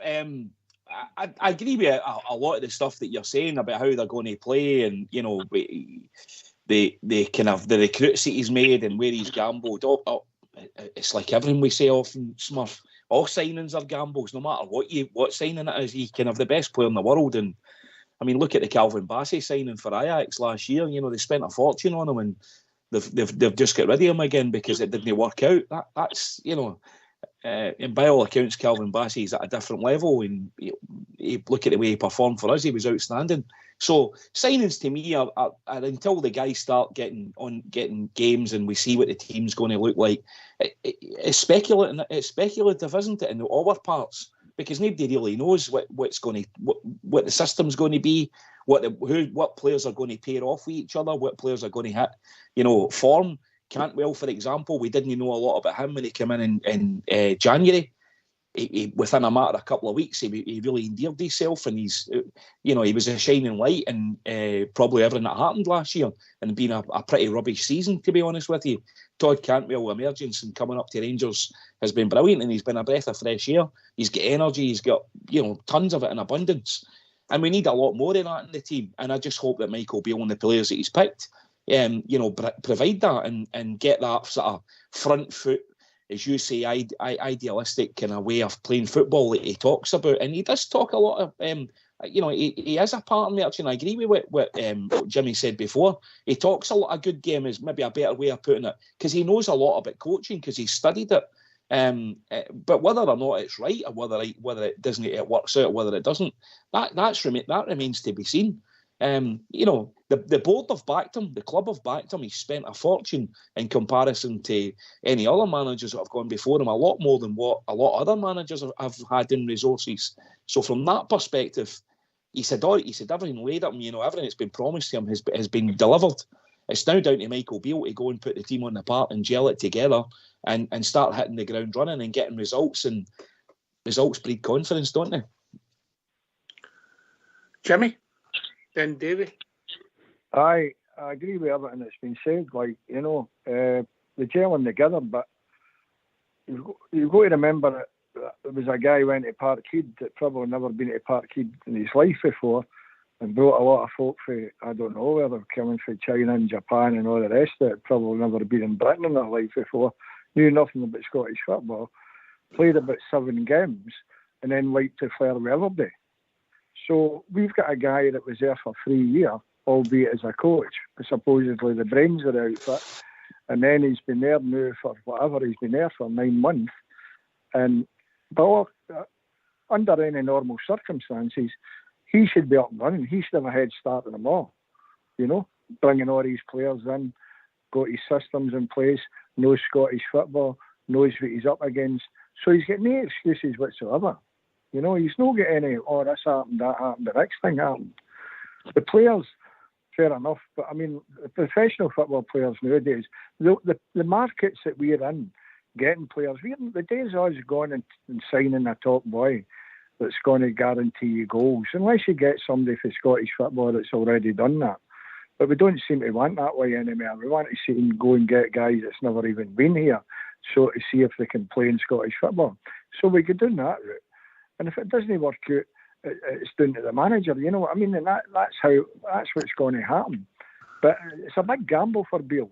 But unfortunately, us as supporters, we've got to watch it and hope for the best, and that's always going to be the case. But I just don't see players there. Fair enough, the boy Raskin come in, and what's his name, the other one come in as well during the season, and they were outstanding, But whether they maintain that or no, certainly I'll get my hopes for Raskin. But I think Raskin will just be using it and go elsewhere. Cantwell's a different kettle of fish. But all the players that we get, they've all got stories attached to them, or else we wouldn't have been in the market to get them. They've all got history. They're either got the potential and not fulfilled the potential, or else there's some kind of problem with injuries in the past, or else there's something about them. There's always a story attached to them, and that's the reason that we're able to get them. And Beale thinks I'll be able to get a tune out of them. But other people have tried and maybe not got a tune out of them. So whatever makes Beale think he's different, or thinks that the Scottish football is at a lower standard, so these players that are at a higher standard should shine. It doesn't work like that, because in Scottish football, you don't get the time on the ball, the parks are dodgy, the dressing rooms are dodgy, the crowd's right on you, and if you're not playing, the crowd will be right on your back. More so at Ibrox for the supporters there. So it's a hard task he's got, and I hope it works out for him. But as I say, there's a lot of things got to fall into place at the one time, and he's only got one more game in Germany before he's gone to Rugby Park, which isn't an easy place to go to. Jimmy, would you say that he's been back, Beale? Because he has been... Yeah? 100%. He's got no excuses, no nothing. The board have done... The only thing that I would say is that I would think that all these players, wherever they came through, YouTube and all the rest of it, and where they had the names of them, I would think that they had been in the system for the days of Ross Wilson and all the rest of it. You know, I don't think that once Ross Wilson went away, they threw out all the dossiers, and then suddenly Michael Beale pulled a book out his back pocket and say, well, we'll get this one and we'll get that one. You know, you can say there's similarities between Sima, or whatever his name, Abdullah Sima, and Matondo. You know, there's similarities there. You know, and the way the Unfortunately, there's only one of them on loan for a year. Davey, in you come, mate. Aye, Jaffa's spot on there when he said there. He was very, very astute in what he was talking about. I think I said it earlier when I came on, I think we're getting far too far in front of ourselves, guys. I think, or you tell me in 4 weeks' time all these things we're talking about tonight, and then put in your criticisms or whatever you want, your opinions, because you can't tell you that nobody can tell us anew what that's going to turn out like. So I think we're just running a wee bit in front of ourselves, even after tomorrow. Davey, in a downs, if we come on here and said we played well in the 3 Fridays, what do you thought? I would still think the same the way I feel. No, because I don't think you can read into these games yet. The first four games will tell you where we are. And then you can have an opinion. David, if we come on and said we played really well in the first 3 games at Ibrox, what would you think? Would you thought we were lunatics? Probably, but yeah. Well, we can only critique. We can only critique what we're seeing in front of us. Correct, Linda? Yeah, absolutely. But we can only say, you know, what we're seeing, and it's not been great. I mean, there's been moments, particularly the first 2 games, but certainly Wednesday just wasn't good enough at all. And I know it is pre-season, but we were looking for a bit more, I don't know, somebody to stand out and, you know, or to stand up. And even the players that, you know, the players like Lundstrom and Barisic, Davies, players that we've seen no play so well last season, Ox. I think it was the fact that we saw the same from them again, and they've been the issue for us. I think that's what was a bit galling from Wednesday. But you're right, Ox. We wanted an overhaul of the squad. We all said it was needed after last season. We've got that. So we're going to have to just give them a chance and trust Michael Beale. But Jimmy's right. That's the market we're in, Ox. It's not ready-made. It's not ready-made players that are at the absolute top of their game. We can't afford those type of players. Remember when we signed Brian Laudrup? We hadn't get great players. He failed in Italy. I read his star was on the wane. Yeah. Yeah, that's right, Ox. I mean, even back then, obviously, we could afford to pay a lot more for players. I mean, the boy Danilo, I think out of them all, he's the one that when we're looking at him and the number of games he's played over the last couple of seasons, he's won a couple of titles in the Holland, you know, with 2 different teams. He scored some goals. He's played a bit of football. And we don't want to just sort of hang our hat on him, but he's the one that kind of stands out as being a wee bit more exciting in terms of a kind of a flagship signing, I think, Ox. You know. Davey, help me out here. Where's the win going to come from to this group of players? Well, that's what I'm saying about horses for coaches. I don't think you'll find that after even tomorrow, it might be a difference. Might play Sakala. It's jiggling about, isn't it? But I'm more worried about Barisic is there again, Davis is there again, Lundstrom's there again. That's a worry to me. Because if you're bringing all that in, that's not going to have no gel in the neighbour. So he's got to change. I don't think you'll see that at the start of the season. But it is what it is. And you've got to give the guy a chance and let us see how it'll pan out. But I think that's where the wit will come. Whether it's suitable for that game, I don't know. But he's got great options now. He can jiggle the pack about. We said that before last season. He hadn't a lot to choose for. Well, I think we've got a big difference this time. We've got a lot to choose for. It's just getting him up to scratch and see how you fit the jigsaw into place. Jimmy, where's the width coming from the group of players we've got? All I can see is just Sakala, and then you're relying on the fullback running down the wing, Barisic running down one wing, and Charles running down the other wing and crossing the ball in and all the rest of it. Just nothing changes like that. But I don't see that as the answer. It's you've got to back the manager, but you've got to wait until they play the competitive games. It doesn't matter what we think or whatever. He's got to be backed, and he's been backed for the board, and we've just got to follow on, as we all do. But I don't know.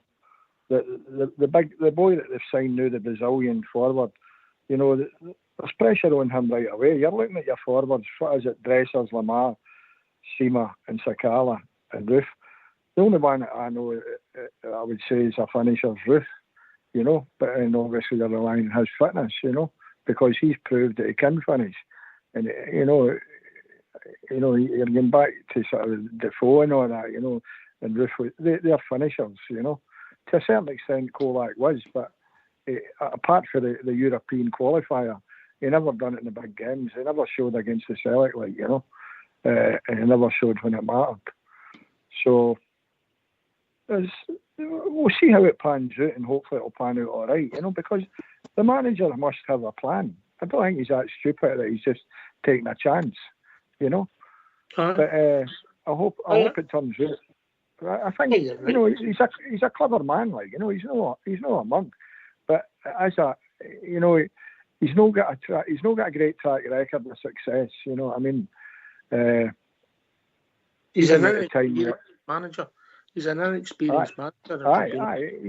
His record. They're all talking about his record at Queen's Park Rangers, but it wasn't. If you look at it, it was something like 25 games, and he never went off for him. I don't think, And then they were on the wane when he got out of there. Whether you could argue he bailed out, he knew what he was doing. I don't know. And then you look at his record when he was there with Gerrard. Gerrard pulled us out the mire and turned things around. Were way of thinking, the whole setup. Much the same way as Souness done when he came. He shook it all up a bit and got us operating at the sort of levels that we should be operating at. But we only won 155, and our records in the cups was abysmal, And we'll just need to wait and see how it pans out. But August will tell the tale. August will be a big month for us, and hopefully we come through that. But certainly by Christmas, by the time Christmas comes, we'll know exactly what the story is, and the crowd will know as well where Mr. Bale is and where the players are, because we need to be right in the hunt. We need to be right in the mix there, if not sitting at the top with a lead.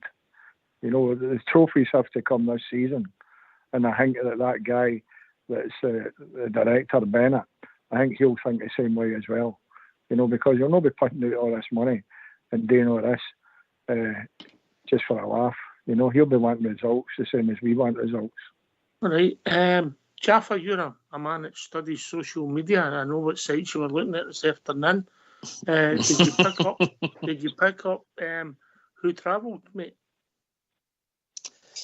I definitely saw Danilo was on the plane. I didn't see the rest of the squad, Ox, in all honesty, if truth be told. It was just the wee clip that they had on the RTV with Danilo boarding the plane. And I know they said he joined up with the rest of the squad. So to give you a definitive answer, Ox, I don't know a breakdown of who was there and who wasn't there. All right. Bridgeman. We've got another bounce game tomorrow, because it is a bounce game. You want to come through it hopefully a bit more fitness, the injuries, and then we're moving closer to the real stuff next Saturday. Yeah. Obviously, as you're right, it's a bounce game. Another tester for the squad. I don't know how many is going to play in the squad, but they still, based on what I've seen, the 3 games I've seen, they definitely still need a bit of fitness and match fitness. It's just sometimes they look a wee bit leggy, but when they start to attack, they look not too bad when they got attacking properly. But yes, tomorrow, this Saturday, but it's absolutely important that we get a couple of goals in that, come away with it a defeat. That'd be really good for us, not getting beaten. If score some goals, then we'll be laughing. When I don't mean ha, I mean I'll be smiling a wee bit, and our manager can sort of breathe a sigh of relief, throw in the right lines, and then it's all hell. It's all hell. That next week's going to be murder for the training when they work up to the first game. Wow, it's going to be great. I'm looking forward to it all. I think it's bizarre, Bridge. They work up now, fitness level, and then they slow down and build up to the game again. It's different for Europe. Yeah, you're absolutely right. There's great difficulty in when you step down again. You maybe build up, and all of a sudden, there's a few games here. I'll take a few days here. I'll just take a wee rest, and you can't get back up again for a longer time than you think. It's interesting. It's interesting. Davey, I've still got a rival get it right. I'm only critiquing what we're seeing these three games. There was spells in the Newcastle game, particularly in the second half, where I thought we played well. And that's how I've maybe been more disappointed with the two performances after that, if I'm being honest. Well, that's an honest opinion. Everybody's in the same boat. But as I said, we're getting in front of ourselves. As Bridge was saying about tomorrow, okay, right, we get a couple of goals, that'll be brilliant. I'll be more happy if we can come through that game without any injuries to anybody that comes on and comes off, because that's what we've been lacking at the start of our season, is getting fit players going. So I'm more concerned that we can come off that part with a full fit team, and then let's go. Well, the injuries seem to be clearing. I'm picking up that Tom Lawrence still isn't 100%, but we'll see what it takes. His big Golson's about the squad. Roof's had some minutes, which I never had as earlier than I thought. So Big Suter's played 3 games in 8 days, Linda. Yeah, John Suter. He's probably been the sort of standout in the pre-season, Ox, hasn't he? He's been consistently good. I think we're seeing the player that we thought he was and we hoped he was. As we said before, if anybody deserves a bit of luck with injuries, it's definitely that guy. I really liked Suter, absolutely. Even to the extent, Ox, that when Golson's fully fit and we've got them to choose from, you might even see Suter playing on the left if Davies still isn't maybe good enough for us. But Kamar Roof's another one that's maybe, we wrap him up in cotton wool, and if we get something out of him this season, it'll be a bonus, won't it? Even if he can manage to contribute. So let's hope that we don't have anywhere near the same bad luck as we had last year, because it was absolutely ridiculous, the number of and how long people were out for last year. I think that was the problem, wasn't it? I will go to the old coffee back. You've got a shout out for the women's team tomorrow, Linda? Yeah, they're taking on Celtic, and I think it's the Glasgow Cup final. So hopefully they can get a good result and start the season off on the front foot. So good luck to the Jers women tomorrow. Here. Right, Jimmy, last word for your good self, mate. No, I just, I've still got an open mind, but I hope it works out for us this season. I'm sure it will. The boy Sterling, we've not seen him, and I've got high hopes for him as well, because he can play at various positions in the defence, and he's got a good track record, good clubs and good pedigree. So he's another one that could come in and could change things around for us at the back, where we definitely need somebody. But as I say, we've got to back the manager. We've not got any option, and we've got to give him every opportunity, and hopefully it all works out, which there's a good chance that it will, because the Newcastle game, you were playing a team there that is way above anything that we're going to be playing week in, week out in Scotland. They're at a different level altogether. It was last year we played all right against West Ham, but when Tottenham came, they turned it on, and Tottenham turned us over. They were a very good team. But week in, week out in Scotland, which is where we need to dominate. That's where it has to start there. You know, the fact that we've not won a Scottish League Cup in, 12, 13 years, that's unbelievable. You know, we have to start dominating Scottish football and then improve in Europe, which we can do in the Europa League. You know, we're not going to win the Champions League, but we can certainly get into the qualifying rounds and make a few bob and make a name for ourselves. But no, I think it'll turn out all right. I hope so anyway. Cheers, mate. Always good to hear from you. You look after yourself. Right, take care, lads. Cheers. Oh, Davy. Yeah, pleasure as always speaking to you guys. #1 show in Scotland, and well marshalled by yourself. And just to remind you all, it's no longer my birthday, so you know what for that. Listen, if you get a chap in the door tonight, it'll be Big Stevie. He might need you to put him up. All right. As long as it's not the guy next door's missus and him. Right, good night, guys. A pleasure. God bless you, dear. See you, David. Jaffa. Yeah, thanks for having me on, Ox. Brilliant to be on the show again with Bridge and Linda and yourself. Always great being on Rangers Radio, Ox, and looking forward to the season starting. It's not long to go now. Enjoy your holiday, brother. I will do, mate. Thank you. Linda. Yeah, great show, Ox. As Jaffa says, it was lots of good debate and good to be on with him and the legend that is the Bridge man. So I'm still signing up for my samba lessons. Samba lessons. You leave yourself open, you do. And by the way, just in your homework, have you went by week 6 with the games you've studied? I'm only at week 2. Samba classes it was. All right, okay. No, for the last pair standing, have you studied past week 2? No. Right, okay. All right. Pinocchio. Thanks for having us on. I really enjoyed it, Ox. Great show. Cheers, Linda. Bridgeman. Oh, what can I say? Ox, fantastic show. Well done. The guests were brilliant. And thank you to Linda and my good South African friend Jaffa there for looking after us.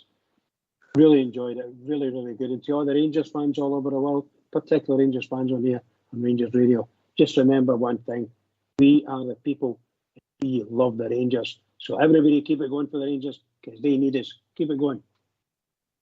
Yeah. Thanks to Smurf who joined us, Southside, Paul Davey and Jimmy who joined us. Thanks to Linda, Jaffa and Bridgeman for doing the show, Fox for doing the technicals. This has been Rangers Radio.